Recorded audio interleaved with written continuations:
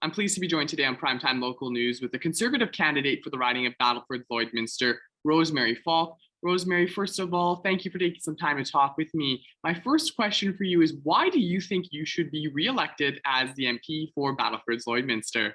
Well, thank you so much for that question. It's been a complete honor to be the local voice, not only on the floor of the House of Commons, but on the floor of the caucus room as well. I've had the opportunity to represent not only our energy sector, our agricultural sector, and our rural communities. And it's been a great honor, and I hope I can continue that. So when you've been going door to door in this campaign, what is the biggest issue you've been hearing from voters in the riding?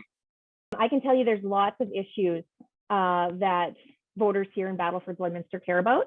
One of the main ones that I hear almost daily, for sure every town that I go to, is affordability and how life is getting more and more unaffordable and more expensive.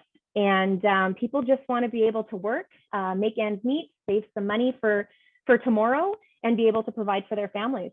So sticking on that topic of affordability, the Conservatives are running on Canada's Recovery Plan. That's your platform.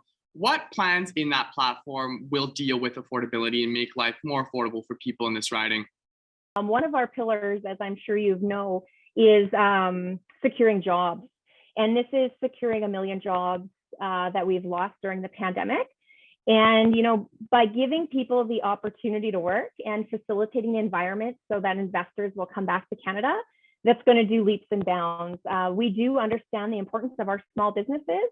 We do have some incentives when it comes to rebuilding Main Street and just acknowledging how important, especially in ridings like Battlefords Lloydminster, where some of these small communities, the mom and pop shops, the small businesses literally are the hub of these communities. So it's so important that the federal government recognizes the importance of them and what they've been through throughout these past 18 months through this pandemic.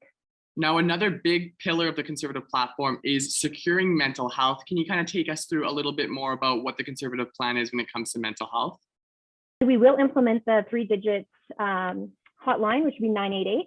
Also, to injecting money, dollars into the provinces. We know throughout this pandemic, the provinces have been asking for increased funds when it comes to healthcare, and making mental health an important pillar of that is definitely so important. If we look at what our plan is to secure jobs, we need to have healthy people. And that doesn't just include physically, that also includes mentally. And when we look coming out of this pandemic, we need to make sure that mental health is a priority. And I am proud to be a part of a party that recognizes that with tangible, real resources that can be added for provincial governments to use.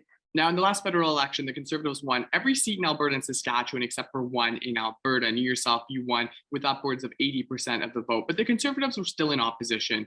And there are some people in this riding that voted Conservative in the past, but now maybe looking towards the People's Party or the Maverick Party, looking for better representation of the West. What would be your message to those voters of why they should vote Conservative again this time around? That's a really great question, Jace. I think you have to recognize, as you mentioned, the Conservatives were in opposition. We have to remember that Justin Trudeau, as the Liberal Prime Minister, prorogued Parliament to cover up a scandal of corruption that he had with his cabinet and himself helping his friends in high places. And that was the We Charity scandal, where he tried to give close to $1 billion to his friends when there was other alternatives. So he prorogued Parliament in a minority, which was interesting. And now here we are, less than a year later.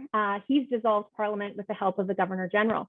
And I think to even just look at our history in this short Parliament of the private members' bills that were Conservative bills that we've been able to pass is really great. The way private members' bills works is it's a lottery. Each member is pulls a ticket, and then they fall in the lottery line, and then they get to bring forward their private members' bills.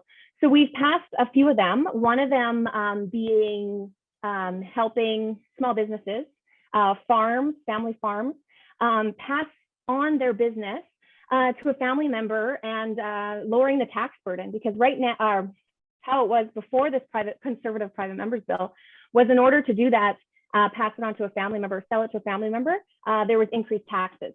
as opposed to selling it to somebody that you didn't know.